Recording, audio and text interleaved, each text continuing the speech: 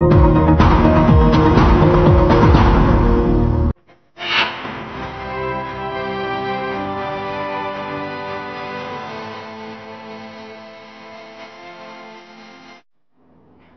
मैं हूं आपके साथ गौरव राजेंद्र। बुलेटिन की शुरुआत करते हैं। सोलन के कोठो स्थित एकीकृत मस्कुलर डिस्ट्रोफी पुनर्वास केंद्र मानव मंदिर का दौरा कर राज्यपाल शिव प्रताप शुक्ल ने वहां की व्यवस्थाओं को जांचा। उन्होंने बांग्लादेश, नेपाल से आए मस्कुलर डिस्ट्रोफी से ग्रस्त योद्धाओं से मुलाकात की, वहीं उनके परिवार से मुलाकात की। इस दौरान राज्यपाल ने इस बीमारी से ग्रस्त लोगों का हौसला भी बढ़ाया। साथ ही आपको बता दें कि राज्यपाल शिव प्रताप शुक्ल ने बताया कि ये मस्कुलर डिस्ट्रोफी केंद्र सच में मानव मंदिर है। उन्होंने कहा कि उन्होंने यहां आकर यहां की व्यवस्थाएं जांची हैं। के पहले भी मिसेस वाली राजभवन भी गई थी, कुछ लोग भी यहां से गए थे जिनको मैंने देखा था। फिर इस स्थान को भी देखने का क्या ट्रीटमेंट होता है, इसको देखने के लिए आज हम आए हैं। सचमुच जो ये कहा गया है ना, मानव सेवा ईश्वर सेवा, तो यहां आकर के देखने में ये लगता है कि किस प्रकार से अपने जीवन को, ये दूसरे लोगों के जीवन को सुचारू रूप से चलाने के लिए बनाया जाए, ये बहुत महत्वपूर्ण है।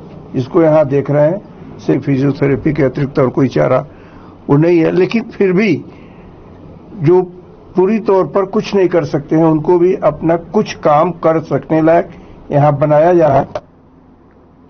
उधर हिमाचल प्रदेश की आर्थिक स्थिति को सुधारने के लिए मुख्यमंत्री सुखविंदर सिंह सुक्खू ने साधन संपन्न लोगों से सब्सिडी छोड़ने की अपील की है। सीएम की अपील पर मुख्यमंत्री के मीडिया एडवाइजर नरेश चौहान ने कहा कि प्रदेश की आर्थिक स्थिति को सुधारने के लिए कड़े फैसले लेने की जरूरत है।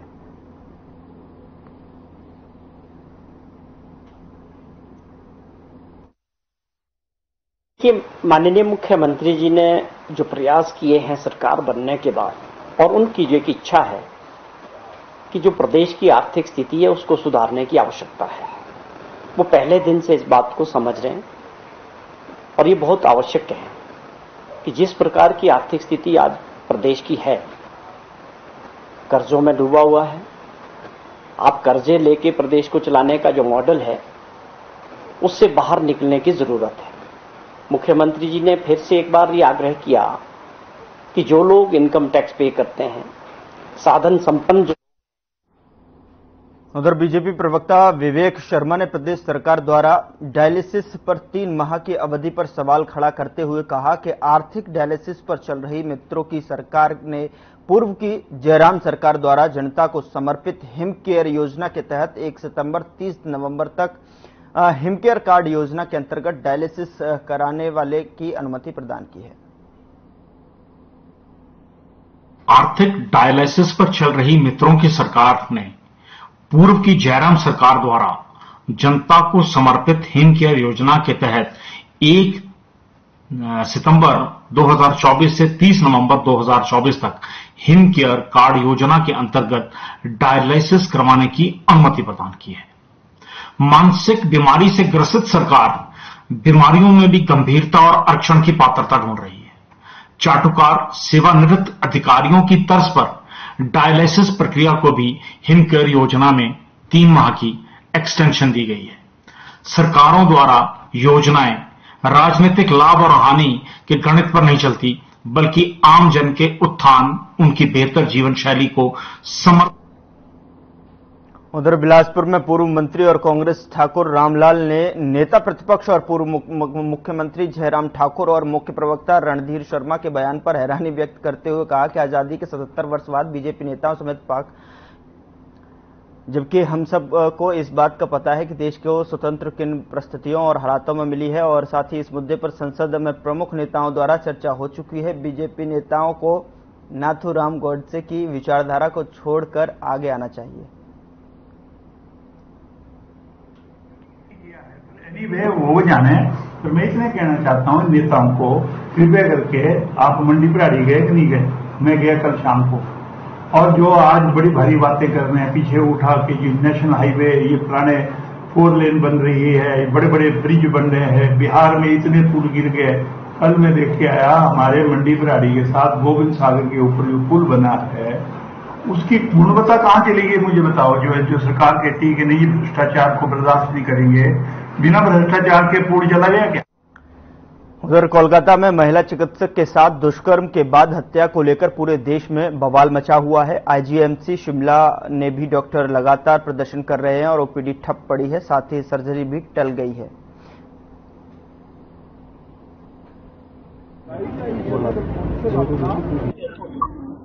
जो हिमाचल प्रदेश या देश भर की बात की जाए तो एक बात तो बिल्कुल स्पष्ट है और पब्लिक को भी, जनता को भी, पूरे भारतवर्ष की जनता को ये बात क्लियर होनी चाहिए कि बेटी पढ़ाओ बेटी बढ़ाओ का जो अभियान है ये डॉक्टर्स का नहीं है, परंतु भारतवर्ष के जन जन का ये अभियान है कि बेटियों को पढ़ाया जाए, बेटियों को बढ़ाया जाए आगे।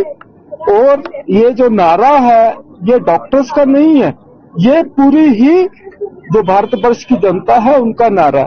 ये जो दुखद पहलू जो पश्चिम बंगाल में घटा, उस दुखद पहलू के लिए हम सारे ही बेसिकली अपने आप का जो एक दुख है वो प्रकट कर रहे हैं। मोटिव ये है कि विक्टिम को जस्टिस मिलना चाहिए। जो हमारी 31 year old second year resident थी पल्मोनरी मेडिसिन की, आजी के मेडिकल कॉलेज कोलकाता की, उनके साथ गैंग रेप और मर्डर हुआ है और अभी तक कोई भी कल्प्रिट सिर्फ एक को ही। उधर कोलकाता में महिला रेजिडेंट डॉक्टर के साथ दुष्कर्म और निर्मम हत्या पर देश भर में डॉक्टर आक्रोशित हैं। हिमाचल प्रदेश चिकित्सा अधिकारी संघ ने भी घटना पर दुख व्यक्त करते हुए ऐसे अपराध के लिए कठोर सजा की मांग की है।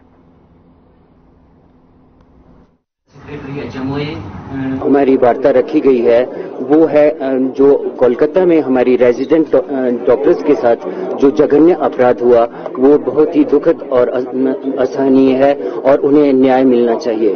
और जो इस तरह से जो हमारे चिकित्सकों की जो सेंट्रल हेल्थ प्रोटेक्शन एक्ट और सिक्योरिटी का पुख्ता इंतजाम किए जाने के संदर्भ में रखा गया है। आज के जो हमारे 24/7 इंस्टीट्यूट हैं और बाकी भी संस्थान हैं वहां सुरक्षा की कोई भी व्यवस्था नहीं है।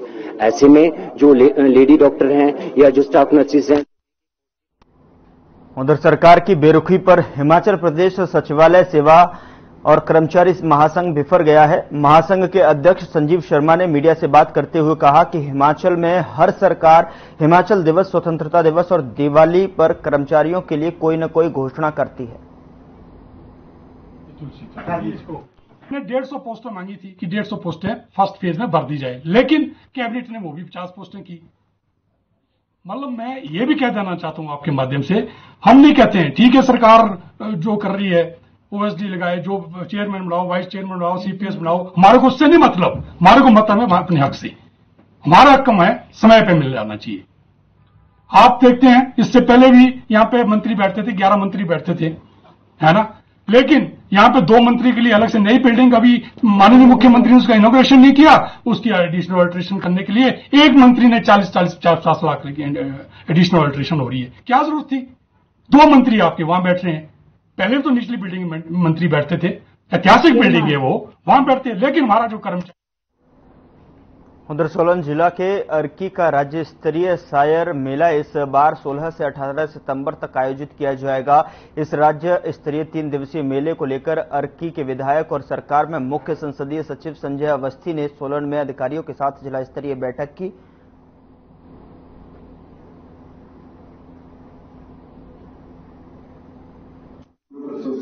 अधिकारी भी मौजूद थे और नॉन ऑफिशियल मेंबर्स भी उसमें मौजूद रहे और चर्चा हुई और किस तरह से इसको सफल बनाना है इसके लिए सभी ने सुझाव भी दिए।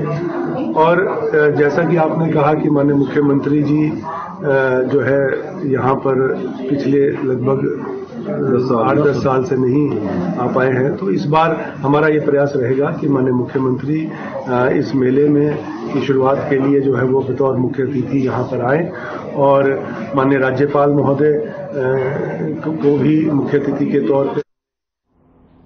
फिलहाल बुलेटिन में इतना ही। नमस्कार।